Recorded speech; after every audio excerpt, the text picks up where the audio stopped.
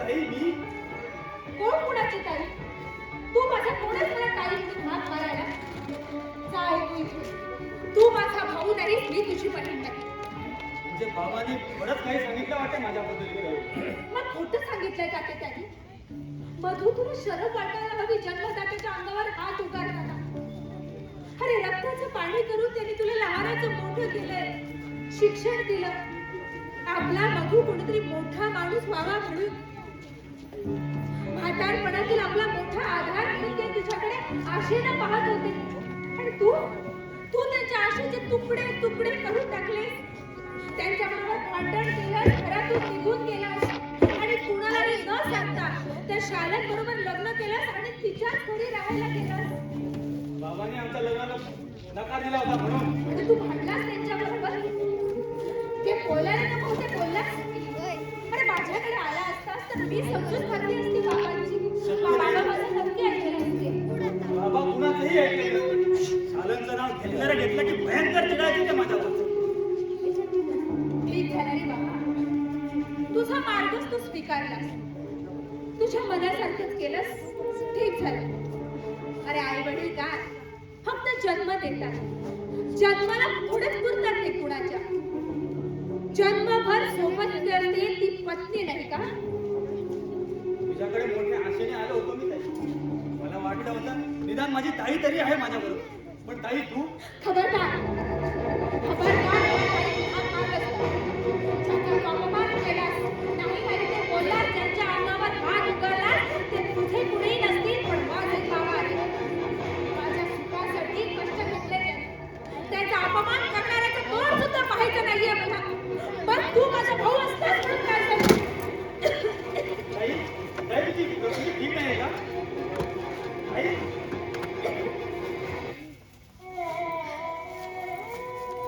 मधू, जा तू.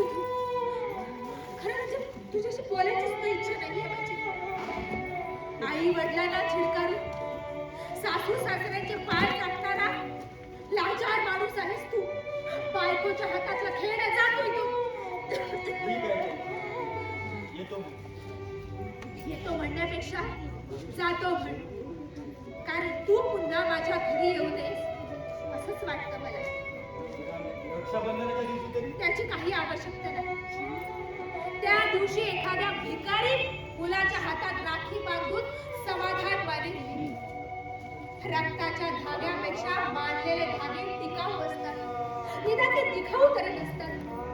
दुसऱ्यांना मान देतात, अपमानापासून दूर राहतात याची खात्री वाटायला लागली मला. जा तू इथून. चुकलो मी ताई. क्षमा कर मला. क्षमा माणसाला करायची असते, आई वडिलांची ओळख विसरणाऱ्या फेकडाची नाही. जा चालतो मी.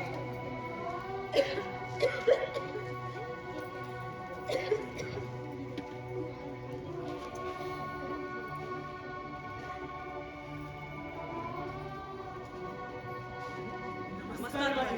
नमस्कार. तुम्ही? मी ओळखले तुम्हाला. बाई, आम्हाला ओळखलं नाही. कसं ओळखणार? आपण एकदम बदललो नाही का? म्हणजे तुम्ही शाकाहाराचे चेहरे, पण आता चेहरे नाही हा, तर भाऊ भाऊ. माही, अहो मी देवया आणि हा आमचा गौरू. अरे वा, शाबास. अरे पण किती छान दिसता तुम्ही. या ना या, बसा. कमाल झाली तुमच्याकडे. अगदी निर्भीडपणे धावणारे तुम्ही आता ते राजकारण काय? बाई, तुझ्यासारख्या मोठ्या माणसांच्या घरी आमच्यासारख्या चोरांनी यायचं म्हणजे असं नाही अर्थ म्हणायचं. अरे तुम्ही चोर नव्हताच मुळे. कोणत्यासाठी ते काम करत होता. पण आता ते सगळं सोडून दिलेत ना. होय माय, ही सगळी तुमचीच कृपा. नुसतं आम्हाला त्या घडीतून बाहेर काढलं, नाहीतर आम्ही तर सडक राहिलो असतो. तुमतून संपलो असतो एवढे. अरे गेल्या 5 महिन्यात तुमच्यात बराच बदल झालेला दिसतोय. शाकाहाराच्या ओळखीनं आम्ही सगळे नोकरीला लागलो बाई. हो? अरे पण शाखादादा कुठे असतात ना? आम्ही सगळे तिकडे असतो. शाकाला सुद्धा नोकरी करतो. पूर्वीचा तो अड्डा जाऊन तिथं तुला आता एक चांगलं घर दिसेल माही. आमचा सगळा बदलून टाकला आम्ही. खरंच समाधान वाटलं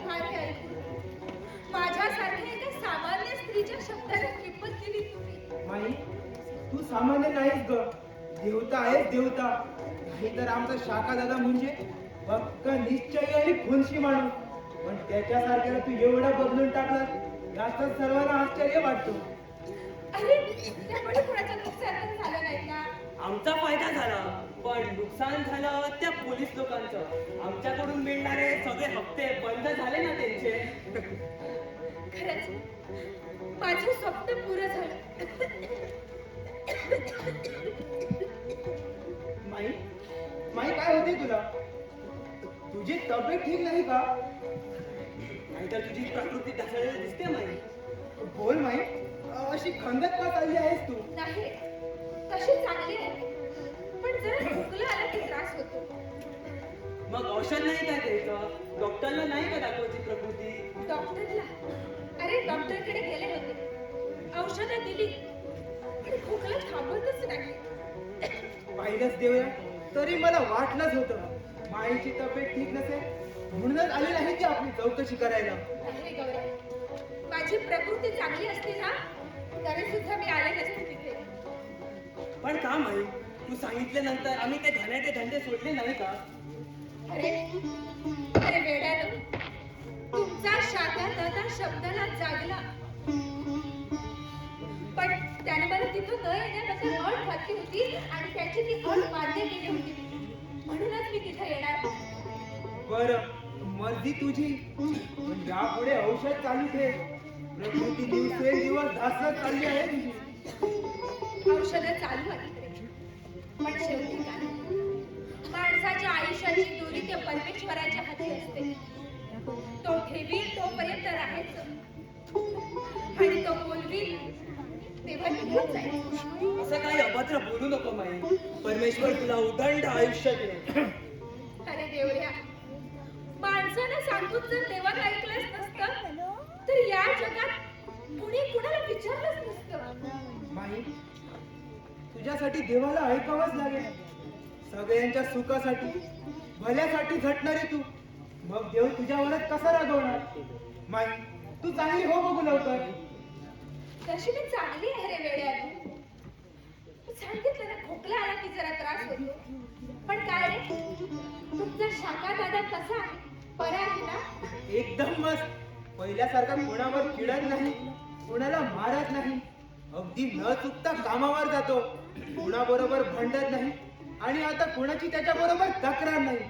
पण तरी सुद्धा लोक शाखा दादाला घाबरतात. माझं सुद्धा हेच स्वप्न होतं. अरे शाखा दादासारखा दयाळू माणूस नाही, पण परिस्थितीने त्याला माणसातून उठवलं आणि तू त्याला माणसात आणलंच नाही. बरं, मग पुढच्या महिन्यात रक्षाबंधन आहे. आम्ही न विसरता येणार. काय जेवढ्या? हो हो, सगळे येणार. मग आमची जीवतांती ताई आमच्या हातात राखी बांधणार. बरं, मग माई आता येतो आम्ही. हा, थांब गौरी. शाखा दादाला माझा निरोप सांग. त्याला म्हणावं मी त्याला भेटायला बोलवले. बरेच दिवस झाले तरी त्याला पाहिलं नाही. सांगशील ना? जरूर जरूर माई. तू बोलविल्यानंतर शाखा दादा येणार नाही असं कधी झालंय का? हो, पण माझ्या तब्येतीबद्दल त्याला काही सांगू नकोस हा. त्याने विचारलं तर त्याला सांग तुझी माई चांगली आहे, सुखात आहे म्हणून. जा तुम्ही. हो, येतो आम्ही. येतो आम्ही.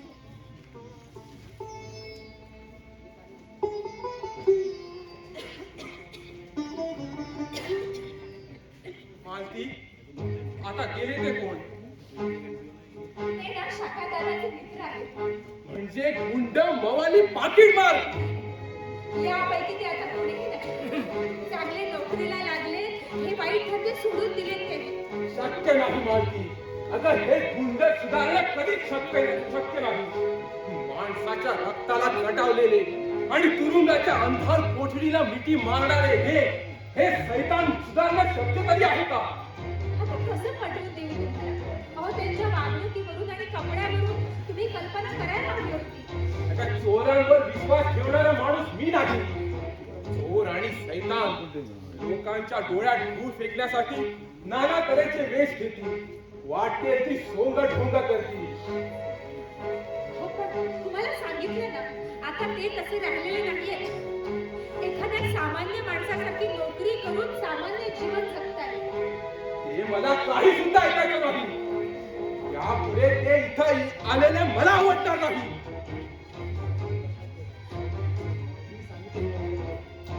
हे बघ, मी सांगितलेलं लक्षात ठेव. हे कोण कुठले मवाली आणि त्यांच्याबद्दल तुझ्या मनात एवढी आपुलकी का? कशासाठी? कारण ते माणूस आहेत आणि मी सुद्धा माणूसच आहे म्हणून. हे माणुसकीचं तत्वज्ञान तू मला सांगू नकोस. एके दिवशी हे गुंड तुला असा धडा देतील की त्या दिवशी ही माणसं आहेत की सैतान हे कळेलच तुला. हेच लागल्याशिवाय माणसाला शहाणपणा येत नाही ना. अगदी तसं. हो, तर कसं पटवून देऊ तुम्हाला तेच कळत नाही मला. काही आवश्यकता नाही. 5 महिन्यापूर्वी तू त्या शाकाच्या अड्ड्यावर त्या घाणेरड्या वस्तीत सुद्धा गेली होतीस. बहुतेकांनी पाहिलं होतं तुला. ते जुनं झालंय आता आणि गेले त्याच्या दुसऱ्या दिवशी तुम्ही मला जाब विचारला आणि मी तुम्हाला सत्य तेच सांगितलं आणि पुन्हा तिथं न जाण्याची शपथ सुद्धा घेतली होती तुमच्या समोर आणि मी तिथं गेले सुद्धा नाही. कदाचित तुम्हाला आश्चर्य वाटेल पण शाका दादानं स्वतः मला तिथं न येण्याची विनंती केली होती आणि ती विनंती मी मान्य केली होती. त्या शाकाचा मोठेपणा तू मला सांगू नकोस. मला ते पुरा ऐकायचं नाही. मला चोराला साव म्हणून त्याला डोक्यावर घेऊन नाचणारा माणूस मी नाही. ठीक आहे, तुम्हाला त्रास होत असेल तर नाही बोलणार मी यापुढे. यापुढे त्यांच्यापैकी इथं माझ्या घरात कुणीही आलेला मी सहन करणार नाही. हो, मी त्यांना कधी बोलवलंच नाही. ते स्वतःच येतात मला भेटायला. सांगायला काही ना. त्यात लाज नसते. मोठ्या बहिणीसारखी माया करतात ते माझ्यावर. बंधुत्वाच्या नात्यानं वागतात. मग मी तरी त्यांना मला ते काही सुद्धा ऐकायचं नाही. यापुढे ते गुंड इथे येता कामा नये. ठीक आहे, मी त्याला सांगते पण ते ऐकले नाही तर मग मी माझ्या मार्गाने जाणार. चोर म्हणून पोलिसांना सांगून पकडून देणार आहे मी त्यांना. ठीक आहे, तुमच्या मनाला वाटेल ते करा. मी कोण तुम्हाला सांग. अरे चंदू ये. वहिनीची तब्येत ठीक नाही का? अरे स्वतःची तब्येत खराब करून घेतली आहे तिने आणि त्याच बरोबर नको ते लचाण लावलं माझ्या मागे त्या शाखादाराचं. शाका त्याने काय केले आता? छान. म्हणजे त्याच्या हातचा मार खाऊन तू उलट मलाच विचार त्याने काय केलं म्हणून. माधव, अरे शाका आता पूर्वीसारखा राहिला नाही रे. चांगल्या नोकरीला लागलाय तो. त्याच्या गँग मधील ती पोरं सुद्धा छोटी मोठी नोकरी करू लागली. त्या दिवशी शाका मला रस्त्यात भेटला. माझी माफी मागितली त्याने. मी तर आश्चर्याने त्याच्याकडे पाहतच राहिलो. तुझी माफी मागितली शाखानं? होय माधव.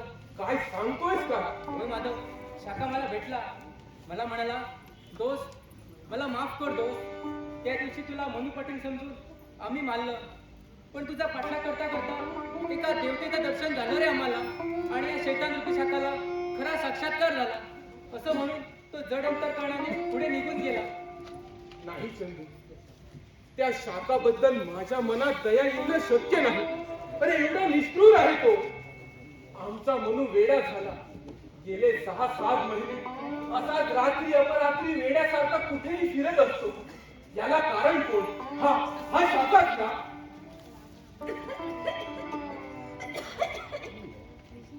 वहिनी खूप वाटतं माधव. वहिनीची तब्येत मला दिवसेंदिवस काही ठीक दिसत नाही. आपण एखाद्या चांगल्या डॉक्टरकडे तिला घेऊन जाऊया. अरे मी खूप समजवण्याचा प्रयत्न केला तिला पण ती ऐकायलाच तयार नाही. दवाखान्यात पाऊल ठेवणार नाही असं ठामपणे उत्तर दिलं मला. पण का डॉक्टरकडे काय येत नाही ती? काय सांगू चंदू, 5 महिन्यापूर्वी मालती त्या शाखाच्या अड्ड्यावर गेली होती त्याला भेटायला. माझ्या एका मित्राने पाहिली तिला आणि दुसऱ्या दिवशी येऊन मला सांगितलं. आणि रागाच्या भरात मी मालतीला टाकून बोललो. नको असल्या शब्द प्रहाराने तिचा अपमान केला. एवढंच नाही चंदू, तर घाणेरडा आरोप केला मी तिच्यावर.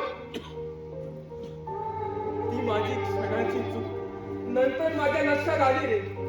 पण नेमकं त्या दिवसापासून मालतीने माझ्याशी बोलणं एकदम कमी केलं. एकटीच विचार करत असते. धड जेवत नाही, कुणाबरोबर पूर्वीसारखी बोलत नाही, आणि बोलली तर ती सुद्धा तुसडेपणाने.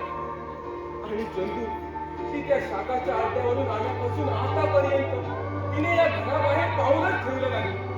शेवटी स्वतः मी 15 दिवसापूर्वी एका डॉक्टरला घेऊन आलो. त्यानं तपासलं मालतीला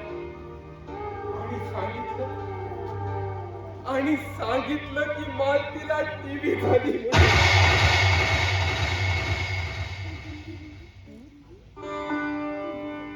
माधव, यापुढे तरी तिची काळजी घेत जा. हे तुकडं साधं नाही माधव. अरे पण ती ऐकायलाच तयार नाही. त्याला मी काय करू? असं म्हणून नाही चालणार माधव. आम्हाला काहीतरी करावंच लागेल. चल, आपण डॉक्टर स्वच्छतेला भेटून येऊया. चल. हो चल. अरे माणसे, आम्ही आला. तुम्ही कुठे चालला? आपण ते चाललो होतो. आपण बसा ना. अरे बाबा, बसायला नाही, तुला सांगायला आलो. उद्या 1 तारीख पासून बँकेचा राजीनामा देणार आहे मी. राजीनामा? हा. का साहेब?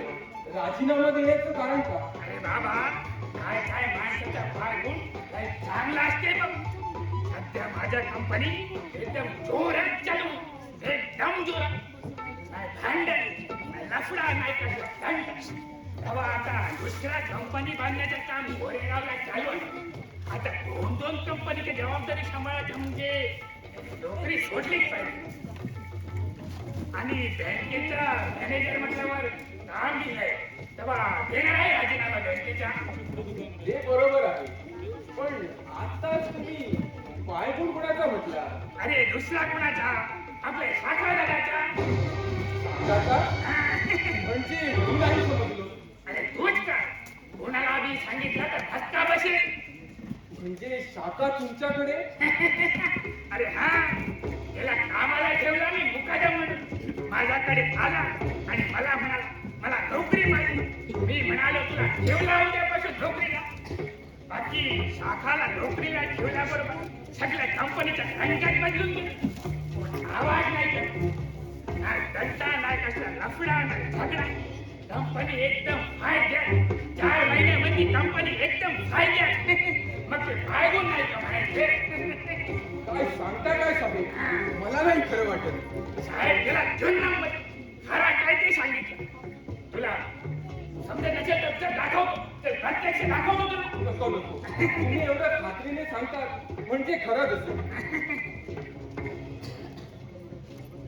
आता मला एका कामासाठी बाहेर जायचंय, तेव्हा मी नंतर कधी येतो तुम्हाला भेटायला. ठीक आहे, तुम्ही भेटला की तुम्हाला राजीनामा तेवढं सांगितलं. हा थांबा, मी ही मालतीला सांगून येतो. काय सांगतो भावा तुला? शाखाला नोकरीला ठेवल्याबरोबर कंपनीच्या रंगात बदलून गेला. कोणी आवाज नाही करत असा माणूस पाहिजे. हा, आम्ही तर साला त्याला शैतान समजत होतो, पण तो तर भगवान निघला. चला साहेब, चल चल.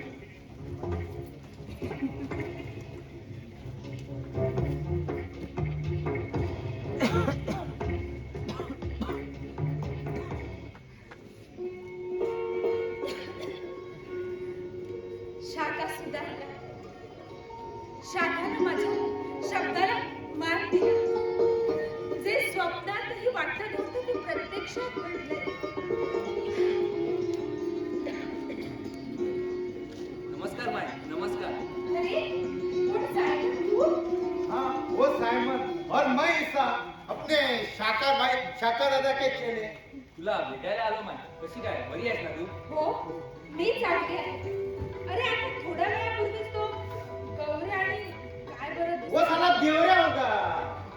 इसा, आता चांगलं बोलायचं. हे असं घाणेरडं बोलायचं नाही. वाईट धंदे सोडून चांगल्या मार्गाला लागलात ना, यापुढे सगळं चांगलंच करायचं. गलती हो गई माँ, गलती हो गई. आगे से ऐसी गलती कभी नहीं हो. एकदम माँ कसम. शाबास. अरे साहेब, तू सध्या कुठे असतोस कामाला? मी सध्या फायबर अँड फायबर मध्ये कामाला आहे. महिना 15-20 हजार मिळतात, काही झंझट शिवाय. बरं. और अपन ड्राइवर है माँ, लॉरी ड्राइवर. एकदम तेजी से चला है मेरा धंधा। लेकिन माँ लॉरी स्मगलिंग की नहीं है, अच्छे धंधे की। बरं बसा हा, मी चहा आणते तुमच्यासाठी. नको बाय, आज काय पण नको.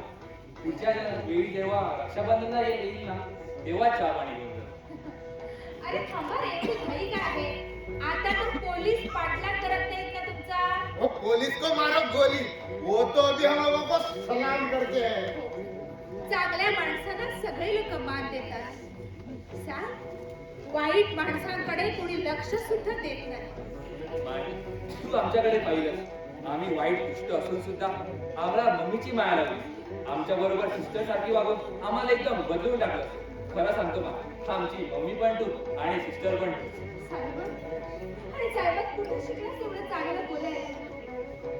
तुझ्याकडे पाहिलं ना की वाटतं प्रत्येक माणसात परमेश्वर आहे, पण तो माणसाला दिसत नाही आणि दिसत नसला तरी ओळखता येत नाही. देख साइमन, अपनी माँ भी इतना ऊंचा ऊंचा बोलती है ना, मेरे को तो कुछ समझ में नहीं ना। मेरा तो सर एकदम घर घूमने लगता है, एकदम चक्कर के माफी। हे बघ विसर, आता तुला चांगली नोकरी मिळाली ना, आता तुझा यापुढे लग्नाबद्दल काय विचार आहे? क्यों, ये भी क्या कमाल की बात करती है माँ। शादी क्यों, बर्बादी के लिए, उससे अच्छी है हमारी ये आजादी। क्यों साइमन? नाही या, असं नाही म्हणायचं. आता लवकरात लवकर लग्न करून संसाराला सुरुवात करा. खरं सांगतो ना, रागवू नको. गेल्या 8 दिवसात एका पोरी बरोबर जमलंय माझं, पण माझ्या मॅरेजला येशील ना. तू भी ना खाली नाचता ही साइमन है। अरे माँ अपने शादी को नहीं आएगी तो हमारे शादी को मजा ही नहीं आएगा। क्यों माँ? हो रे बाबा, तुम्ही सगळ्यांच्या लग्नाला वेळ आलाय.